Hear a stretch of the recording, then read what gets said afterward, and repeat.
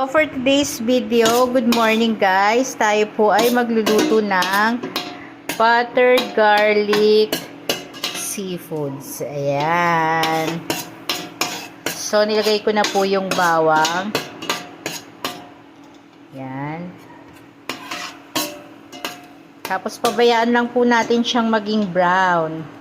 Saka po natin ilagay yung sibuyas.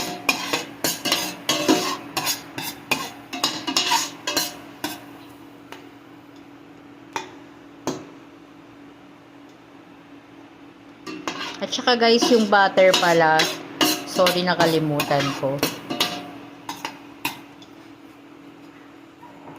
Kasi mas prefer ko yung dinudurog yung bawang. Para yung yung amoy niya ba, yung aroma ng bawang mas maamoy pa. Tsaka yung lasa niya para mas masarap siya.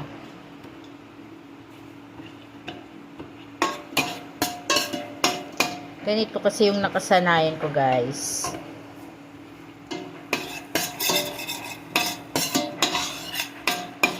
So yan, antayin lang po natin. So ayun guys, dahil sa nagba-brown na yung bawang niya, nilagay na po natin yung sibuyas.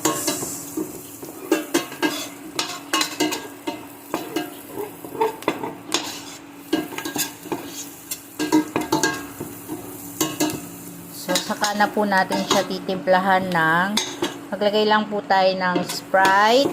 Ayan.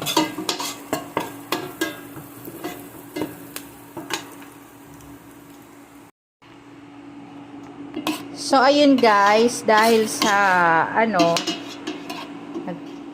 wala tayong holder, ayan, pinost ko na lang muna yung video.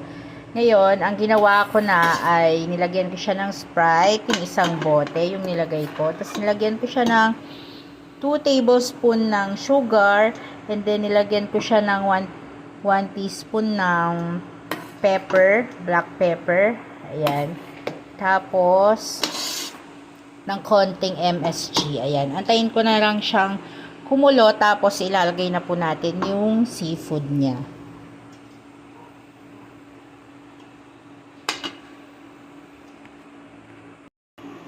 So, ayun guys, nandito na yung tahong natin, yung puset, at saka yung